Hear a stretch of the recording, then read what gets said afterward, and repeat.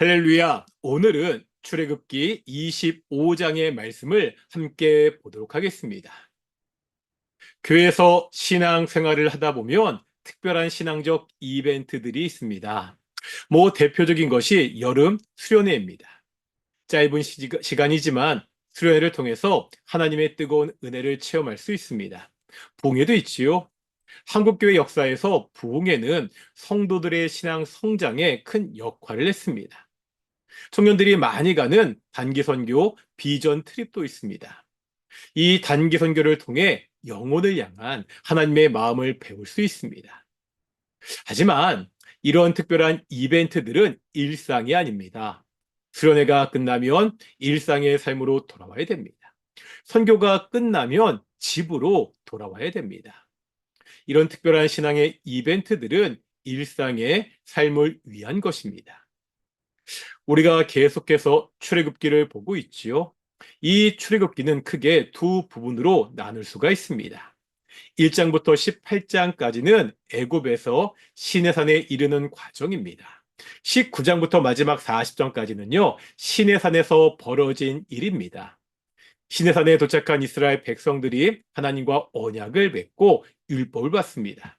이제 그 다음에 나오는 내용들은 대부분이 성막에 대한 것입니다. 하나님께 성막을 지으라는 명령을 듣고 백성들이 성막을 지어서 완성하는 것으로 출애굽기가 끝나게 됩니다. 그만큼 출애굽기에서 성막은 중요합니다. 오늘 본문부터 본격적으로 이 성막에 대한 말씀이 시작됩니다. 그러면 성막은 어떠한 의미가 있기에 이렇게 중요합니까? 먼저 출애굽기 24장 9절부터 11절까지 말씀을 보면 언약 체결식을 한 다음에 하나님과 이스라엘 백성들이 교제하는 장면이 나옵니다. 모세와 백성의 지도자들이 하나님을 뵙고 먹고 마셨습니다. 이런 말씀 드린 적 있죠? 하나님과 이스라엘 백성 사이의 언약 체결식은 뭐와 같다고요? 혼인 예식과 같다는 말씀입니다. 그러면 하나님과 먹고 마시는 장면은 결혼식 피로연을 본 것 같습니다. 이제 이 피로연으로 언약 체결식, 혼인 예식은 다 끝나게 되었습니다. 이제 어떻게 해야 되죠? 결혼식은 일생에 한 번 있는 특별한 이벤트입니다. 매일매일 결혼식 같은 생활을 할 수가 없습니다. 결혼식이 끝나면 일상의 삶으로 돌아와야 되죠. 집에서 함께 살아가야 됩니다. 바로 이때 성막은 하나님과 이스라엘 백성들이 함께 거하는 집입니다. 시내산에서 특별하게 만났던 관계가 이제 삶 속에서 지속된다는 것을 성막을 통해 보여줍니다. 그러기에 하나님은 성막을 지으라고 명령하십니다. 이 성막에서 하나님은 이스라엘 백성들을 만나십니다.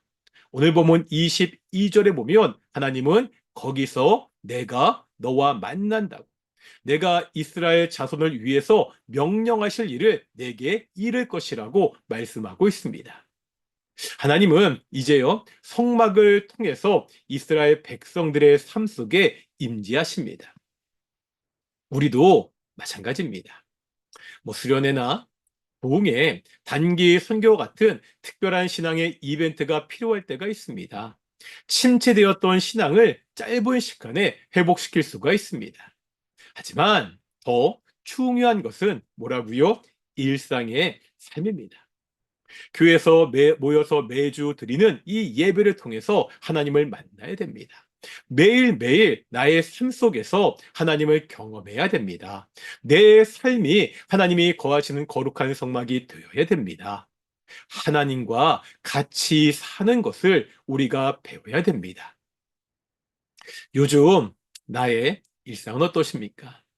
하나님과 함께하는 성막의 삶을 살고 있습니까? 내 매일매일 삶 속에 하나님이 함께 하시며 하나님의 임재 가운데 그렇게 살고 계시나요? 오늘 하루도 하나님과 동행하며 살아가는 성막의 삶을 살아가는 귀한 성도들이 되시기를 축원합니다. 기도하시겠습니다. 거룩하고 존귀하신 아버지 하나님, 우리가 하나님의 자녀가 되어서 하나님의 성전이 되게 하심을 정말로 감사드립니다. 우리 안에 예수의 영이신 성령께서 함께 하셔서 우리와 동행하심을 정말로 감사드립니다. 우리가 매일매일 하나님의 임재 가운데 거룩한 삶을 살아갈 수 있도록 인도하여 주시옵소서. 오늘 하루도 하나님이 함께 하시는 성막의 삶을 살아가는 귀한 성도들이 될 수 있도록 인도해 주시옵소서. 감사드립니다. 이 모든 말씀 예수님의 이름으로 기도드렸습니다. 아멘. 마치겠습니다. 샬롬.